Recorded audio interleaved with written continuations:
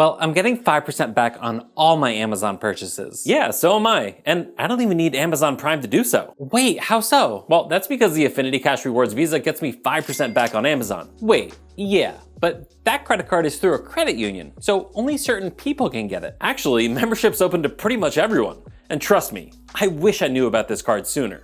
So the Amazon Prime Rewards Visa is an excellent card. I've personally been using it for years. And by years, I mean damn near a decade. But the Affinity Cash Rewards Visa really does give it a run for its money. And that's why I wanted to create this video for you, so we can go over the pros and the cons of each of these cards, because it's not necessarily an easy decision. So let's get into it. First, let's talk about the elevated rewards categories that you'll get with both of these cards. We can see straight away that both of these cards earn 5% back at Amazon, with the Amazon Prime Rewards Visa also offering 5% back at Whole Foods, and the Affinity Cash Rewards Visa offering 5% back at bookstores. So if Whole Foods is your grocery store of choice, or if you find yourself spending a decent amount of money at bookstores, that can certainly sway your decision toward either one of these cards. Now, both of these cards also have a 2% cashback category. The Amazon Prime Visa is going to get you 2% back at restaurants, gas stations, and drugstores, while the Affinity Cash Rewards is going to get you 2% back at supermarkets, restaurants, gas stations,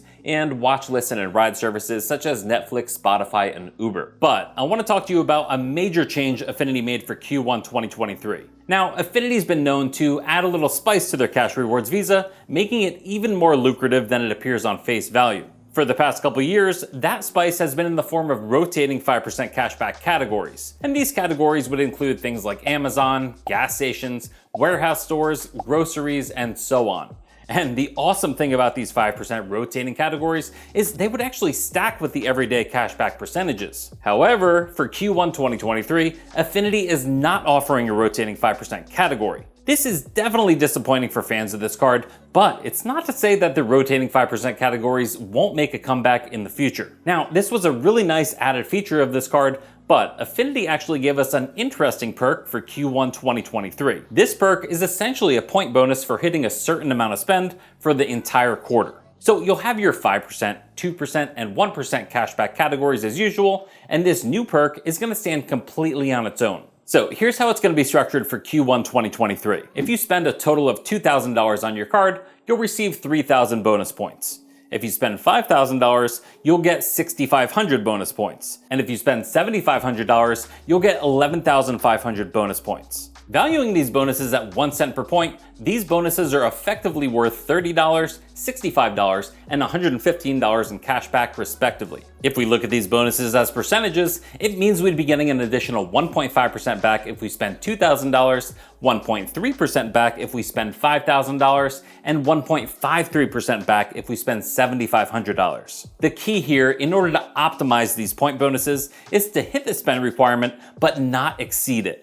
For instance, whether you spend $2,000 or $4,500 on this card for the quarter, you'll be getting the same 3,000 point bonus. And these bonuses do not stack, meaning if you spend $7,500 on this card for the quarter, you'll get the 11,500 point bonus, but you will not get the 3,000 or 6,500 point bonuses. But since these point bonuses do stack with the 5%, 2%, and 1% categories, this means you can technically get over 6.5% back at Amazon, depending on how much you spend. But also, at least for this quarter, you can potentially get over 3.5% on the normal 2% categories this card offers, and over 2.5% by using this card as a catch-all card. And this card can also be a really nice option for stores like Costco and Walmart. Based on everything I've read, people are stating that in-store Walmart and Costco purchases actually code as grocery stores. Now, I can't confirm that this is 100% true, but I've seen multiple data points that corroborated this information. But if true, it means this card is actually a strong contender versus the Costco Anywhere Visa. But the Amazon Prime Rewards Visa actually offers a nice additional perk as well, and that perk comes in the form of even higher rewards on select products on Amazon. And sometimes this can be 10%, or sometimes it's even 15 or 20% cash back. I personally got 15% cash back on a cell phone I purchased a couple years ago, and it got me like $100 cash back. And while this perk isn't really predictable, it does have the potential to provide some unexpected value from time to time. Now, as far as maximum spend limits on the elevated rewards categories, the Amazon Prime Rewards card simply doesn't have a cap, but the Affinity Cash Rewards card does. Affinity caps their 5% elevated rewards category at $3,500 in spend per month, but their 2% and 1% categories have no cap. So as far as fees, neither of these cards have an annual fee, and neither have foreign transaction fees. Well, the Amazon Prime Rewards Visa doesn't technically have an annual fee, but it does require you to have Amazon Prime, which is $150 per year. So I don't know.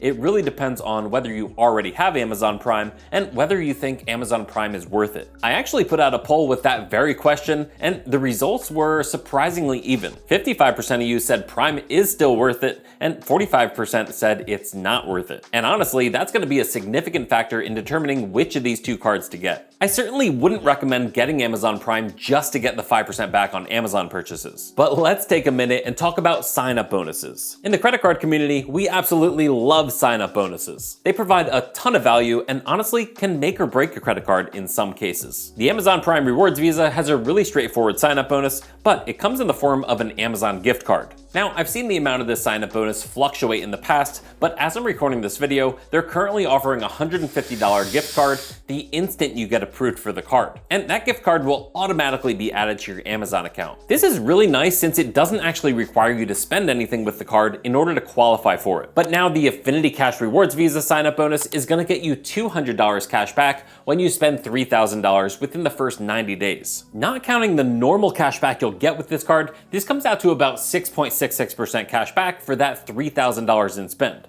Not too shabby. But there's actually another sign-up bonus you can unlock with this card that's gonna get you an additional 25,000 bonus points. At the 1 cent per point valuation, this would equal $250 worth of points. However, in order to earn these additional points, you're gonna need to spend $25,000 in purchases within 12 months of account opening. Now here's the thing, I don't know that it's necessarily worth it to go through the trouble of spending that much money on this card within 1 year. It's cool that they're giving you an additional incentive to basically use this card as your primary credit card, but $250 in rewards divided by $25,000 is only an additional 1% back. So it'll all depend on your particular spend situation, but it can certainly sweeten the deal if you're planning to run a lot of spend through this card. As far as additional benefits these cards offer, they both offer 24/7 access to Visa Signature Concierge, and the Amazon card offers a bit more in terms of travel benefits.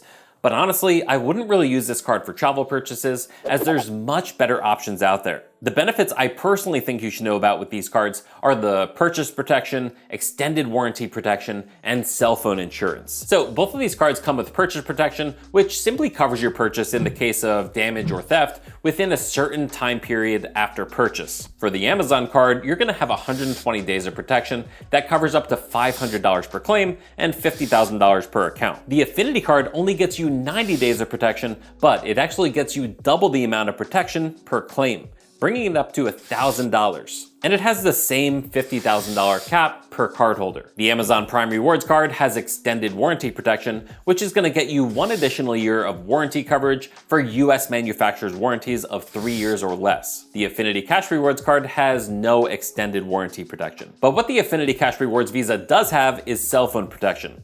But it's actually the lowest amount of cell phone protection that I've seen, only getting you $250 worth of coverage with a $50 deductible. It's kind of bad, but it's still something. And the Amazon card simply doesn't have cell phone protection at all. So on one hand, I like that the Affinity card has a higher per claim value on their purchase protection, but I like the fact that the Amazon card has extended warranty protection. So you're gonna have to determine what's important to you. So what about approval odds for these two cards?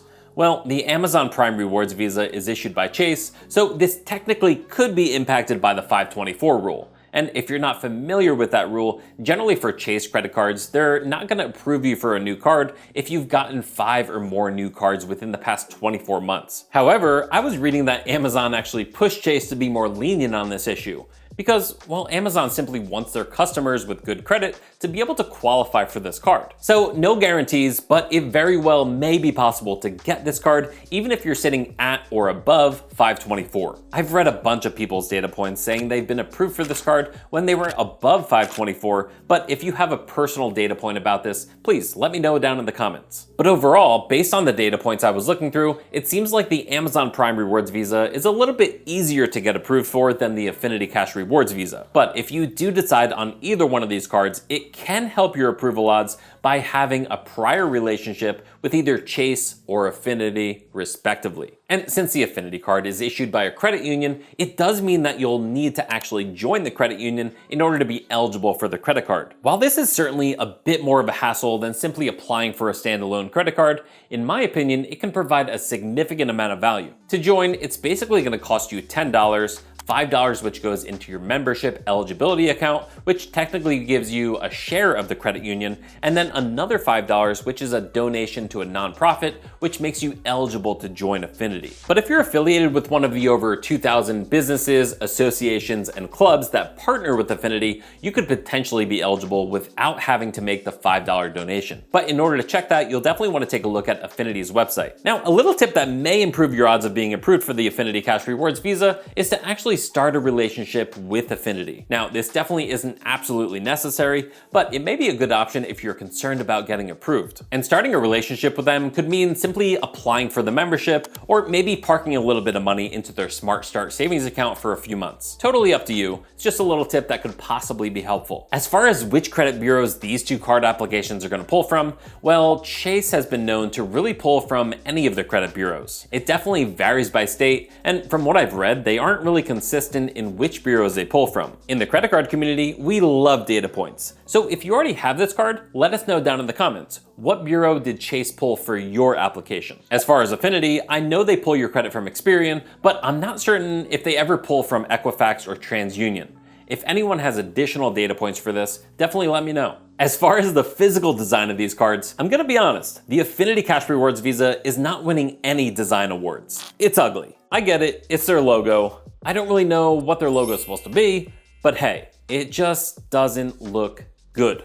But the Amazon card actually looks halfway decent. It kind of looks like the Built Rewards card, except in gray. And by the way, definitely, and I mean definitely go check out my video on the Built Rewards card if you not only want to get credit card points for paying rent, but also from dining and travel spend. And Built points are literally some of the best points out there, right next to MR points and Ultimate Rewards points. But yeah, the Affinity card is not only ugly, but from what I've read, it's a flimsy plastic. I don't know. I mean, I know it shouldn't matter to me, but it matters at least a little bit. The Amazon Prime card, on the other hand, is actually metal. At least I think they're still issuing metal cards. All I know is that mine is metal. Let me know down below if yours is as well. And yeah, you'll also now have the option to get the Whole Foods design of this card, which I actually just learned from my fellow YouTuber Calby.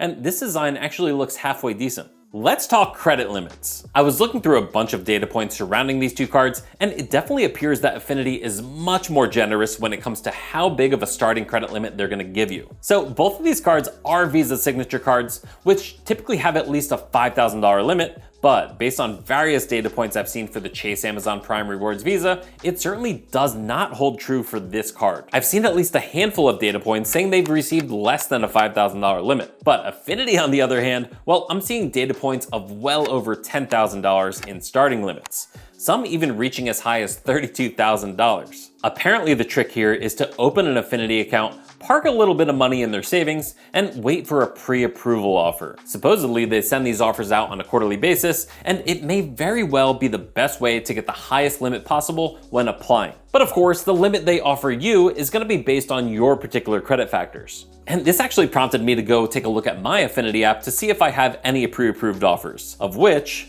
there was nothing there. But I just started banking with Affinity a few months ago, so maybe I'll see some pre-approved offers in a month or so. And I actually have a referral link for Affinity where they're gonna give you $100 if you open up their cashback debit account with a direct deposit of $100 or more. But definitely only do that if it makes sense for your particular situation. I know for me, it's been a good experience banking with them so far, but again, I've only had my account for a few months at this point. Now I'm a member of a few different credit unions, and Affinity's website and app is not the worst of the bunch, but it's definitely not a groundbreaking banking experience. But it gets the job done. And if you're at all interested in seeing what I actually carry in my wallet, check out this video. Thanks for watching. Peace.